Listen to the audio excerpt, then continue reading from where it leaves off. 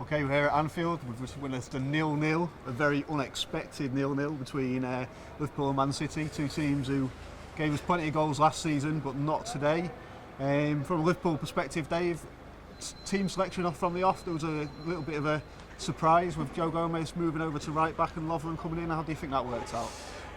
Well, it worked out incredibly well. I thought Lovren was quite possibly the man of the match in this game. He was powerful, strong, aggressive.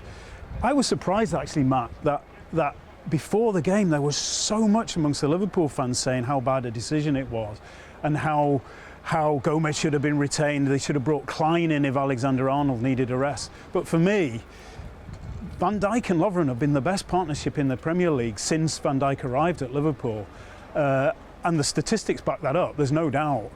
And I think a game of this magnitude, you want Lovren's experience, and it was a good decision by Jurgen Klopp, and I think Klopp got it right, I really do. Yeah, I mean, Klopp spoke in his press conference after the game that he felt if we'd have defended the way that we did against Napoli today, it would have been 6 or 7-0.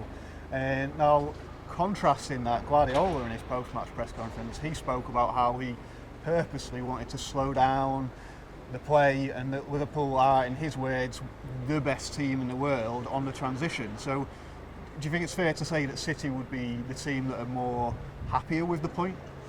Well, no, because they missed that penalty. They missed the penalty right at the end. Yeah, and really, I mean, it was a terrible penalty. Somebody was joking afterwards, they thought it hit one of the giants in Liverpool city centre in the face.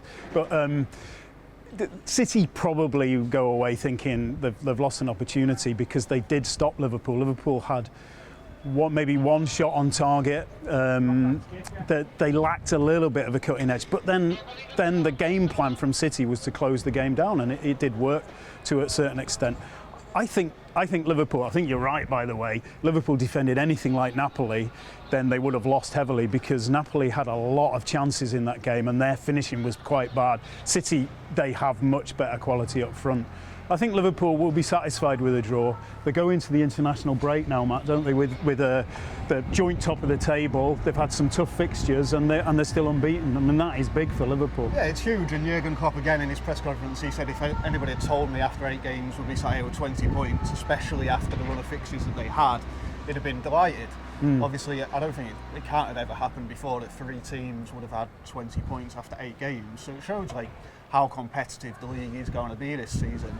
But Liverpool's fixtures after this international break are a lot more, well, on paper at least, a lot more winnable. Yeah. So maybe that's the angle for Liverpool to take rather than we haven't won for 4 games now. Yeah, well, I think Klopp made a point on Friday actually, and he said it again after the press conference today, that this run of fixtures is 7 games in 22 games, and they're against Chelsea twice, Napoli, PSG, Manchester City, and yet and Tottenham at the start of it, and they've come out of it still unbeaten. I mean, apart from the League Cup, which nobody's counting, and they're top of the table still. And honestly, he would have taken that at the start. But also, it's not just the opponents; it's the intensity, and that intensity of games. You think they'll drop the baton somewhere, and they didn't really. Okay, they've not quite had the sort of the strength and pace and maybe the cutting edge that they normally show. But really, I think very much Liverpool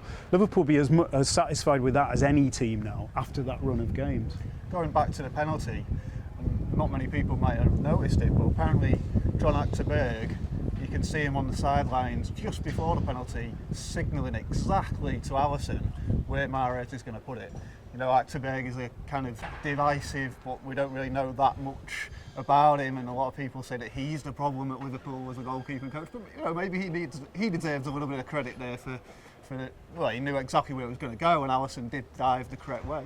Absolutely, and do you know what? I've seen the replays, and you see Alisson stays big, and in fact, if Mahrez at the angle he hit it, if he'd have kept it low enough for it to go in, I genuinely believe Alisson would have saved it because he stays really big and stays high. Rather than doing a Charlie Allen. That's right. and I think, I mean, people criticise Achterberg, but Alisson's been absolutely outstanding. Yeah. And I think he's stepped up a level since he arrived.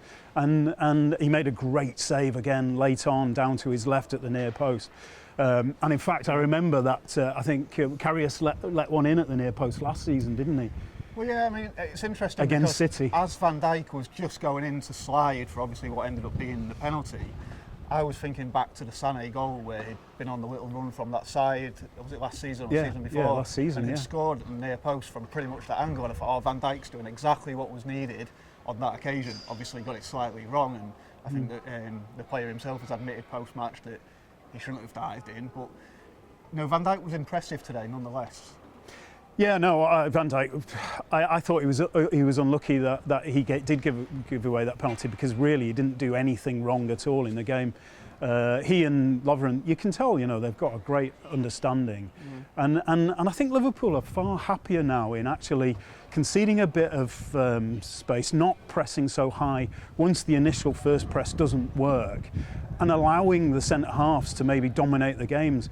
And Guardiola again, he did say afterwards, didn't he, that you don't get many chances against those two centre halves, and he singled out Lovren as well. Yeah, he did, yeah. And said, said how powerful they are, and basically it's normal that you get so few chances against centre halves of that quality. Liverpool's defence is much better now, much better. It's interesting, really, that even for the last few games, really, we've been coming away and saying Liverpool's best players are their centre-backs and their goalkeeper. And it's sort of flipped from us talking about how great our forwards are and midfield's a little bit lacking.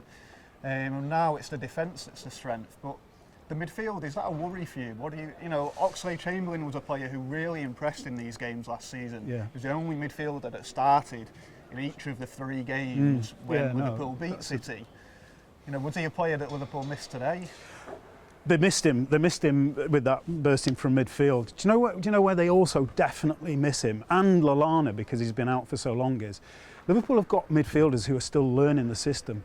And Klopp's system is actually really complicated. It's not a normal pressing game where you just press the space and you all do it in a line. It's actually more intuitive, and it's harder to learn. And I think Fabinho is really struggling to learn it. And Keita, we saw when he came on, he just didn't actually get it at all today. Whereas Oxlade-Chamberlain and Lallana, if they didn't start, if they do come on, they know the system inside out, and they'll just fit in seamlessly. Matt, I think Liverpool struggled a bit when Milner went off, and it took them a long time to adapt. I don't know what you think about that. Yeah, Naby Keita, I don't think was quite, like you say, in tune with the rest of the midfield, and is clearly sort of struggling. So, Jurgen Klopp spoke in his press conference afterwards about how we now have the Nations Cup, which is, in his words, the most pointless or senseless competition in the world of football. And that he sort of hinted that he would like to get on the phone to a couple of managers and maybe say, hey, can we keep him at home? And I'm sure he'd love to be able to keep somebody like Fabinho or Keita, to have them for 2 weeks at Melwood and really try and get them in tune with what's going on.